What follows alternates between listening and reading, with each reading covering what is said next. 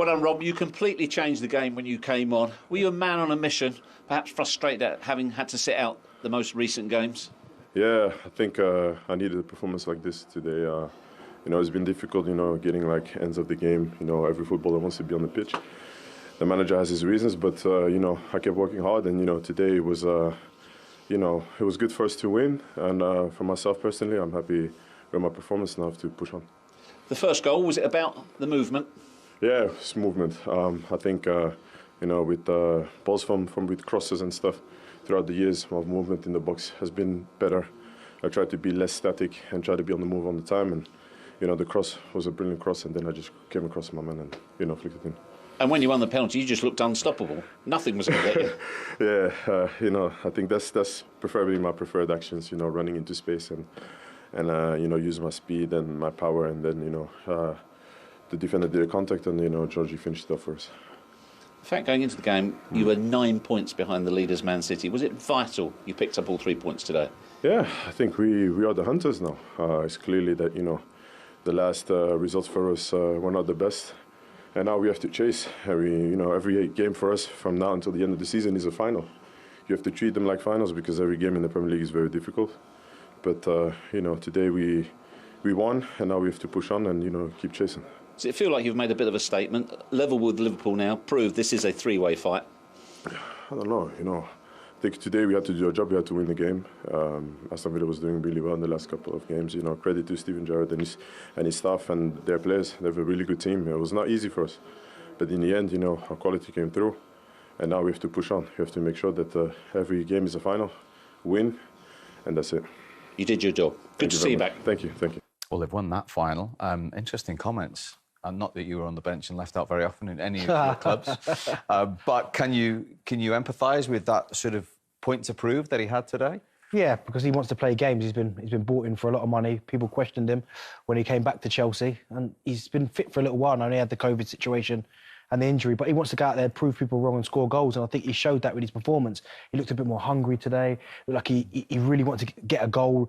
He was bringing others into play, but he was playing with real enthusiasm, and I think sometimes for Lukaku, maybe his body language doesn't always show that, but today, it looked like he got on the pitch, he knew that his team needed him, he stepped up, got the goal, and I thought his performance in that second half was outstanding. And he said that the manager had his reasons, so he's obviously been available to play, and he's not been starting. Yeah, and they're correct reasons. I've seen him come on against West Ham. I've seen him come on from the bench, and nothing like that. Didn't have the energy, didn't have the movement.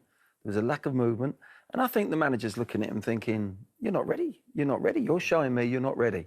He thinks in his mind he's ready, but go out there and do it on the pitch. Today, as Dan's just said, second half, he's trying to get on the shoulder, he's pinning people.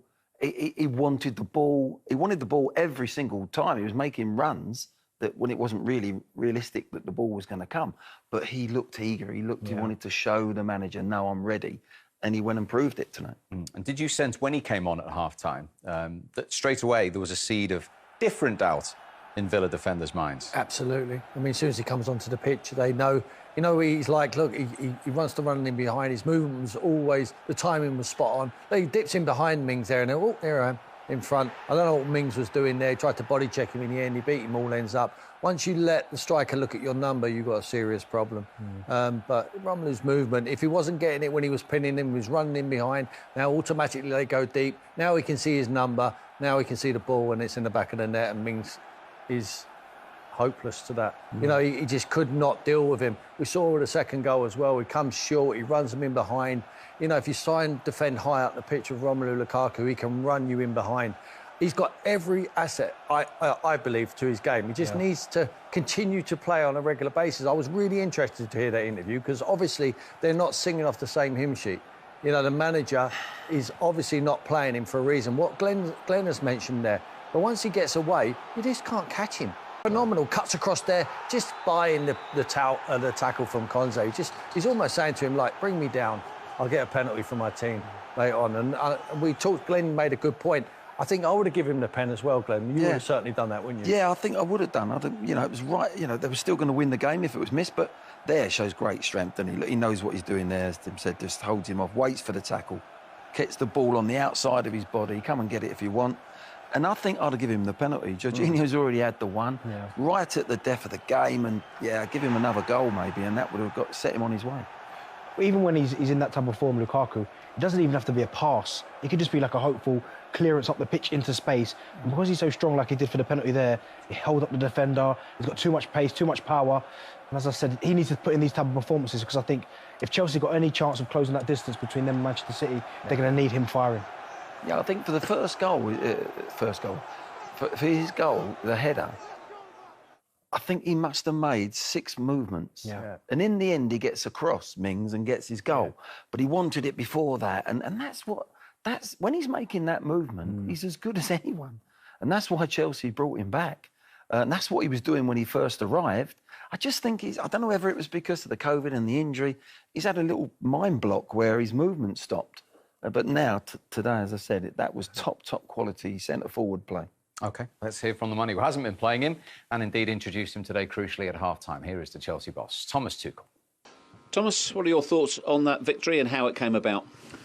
Well, it's a big victory. It's very hard to play here. And when you go 1 goal behind Villa Park, gets even more difficult. But the reaction was very, very good. Mentality was outstanding.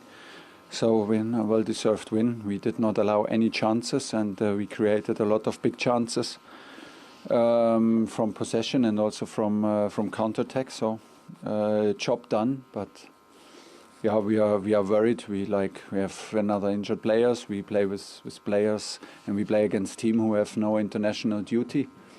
In some point it will catch us. How much of a game changer was the introduction of Romelu Lukaku? I don't know. For today, it was a game changer. But do we both know that that we have the responsibility to do that? We let Callum Hudson-Odoi play for 90 minutes because we need to change other players on the pitch. Who decides that? And so today he's the game changer. And maybe we do a big mistake here, letting players play from Corona and having 1 or 2 training sessions. But obviously they make us play, and so we play, and we play 2 more cup games, and we play against teams who prepare, who have games postponed, and who prepare 1 week these matches. Okay, so it's like it is, but this cannot be the right way. You're taking the challenge on, so when you pick up all 3 points today, does that give you satisfaction? The change you made at half-time and what you changed around as well? But there's not enough changes for us. It's as easy as that. I mean, 5 changes were invented because of Corona. Whole Europe has 5 changes, but whole Europe has a winter break, and we play through. And on which shoulders we put it? On the players' shoulders. Okay, so this is the result. Now they make us play all the time, even if we have COVID or something else. And now we have new injuries, and this will not stop. Well, you can hear his frustration, but it was a big day for Romelu Lukaku. And Glenn, you've been having a look at Chelsea in the first half with Pulisic compared to when Lukaku came on. Been saying it was a completely different performance from Chelsea. There's no doubt about it. This is the examples of there was nobody to hit. To get across in there, you had to be perfect. The ball had to be, you're not having to hit an area, you're having to hit a spot on. And they're small lads, and Villa were coping. They get to the byline here again. There's nothing to be picked out, really. It's a tough cross. Second half, of course, with Lukaku now, getting on the back of defenders. Oh, Darren, you're a little bit disappointed. Yeah, he didn't hit that. I think he can get his head on that one. Yeah. And then again, he's made that sort of movement that we're talking about, but he gets across the front of Mings. And it gave Chelsea second half an option to put crosses in the box. And I think that was why he was brought on. And just to go back to the point you made, if they're going to keep on the coattails of City and probably Liverpool, the performance and consistency of him is key to that, is it? It is key, because as Glenn was saying there, you look at the first half performance, everything's got to be precise. They can't hit an area. It's got to hit the perfect ball, the perfect cross, the perfect pass.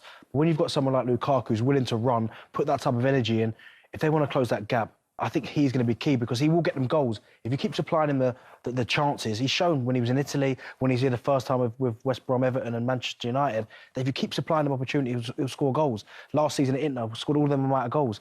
So I think Chelsea and Thomas Tuchel, I understand what he's saying, the frustrations, but if you want to keep winning games, you have to keep playing him, and he will get you the goals.